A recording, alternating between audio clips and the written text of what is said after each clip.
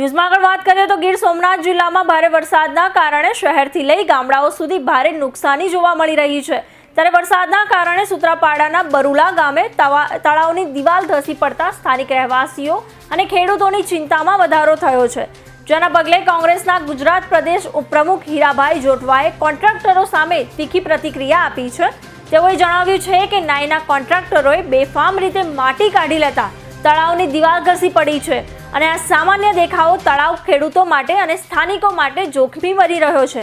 જેને લઈ હીરાભાઈ જોટવા દ્વારા જિલ્લા કલેક્ટર તથા ખાણ ખનીજ વિભાગને તપાસ કરી કાયદેસરની કાર્યવાહી કરવા માંગ કરી છે। સૂત્રાપાડા તાલુકાના બરુલા ગામમાં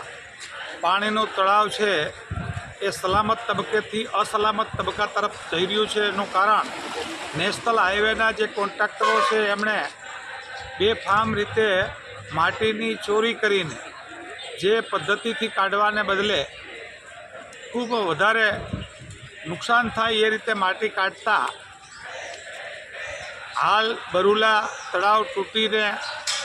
રસ્તાને નુકસાન થઈ શકે એમ છે, ખેડૂતોને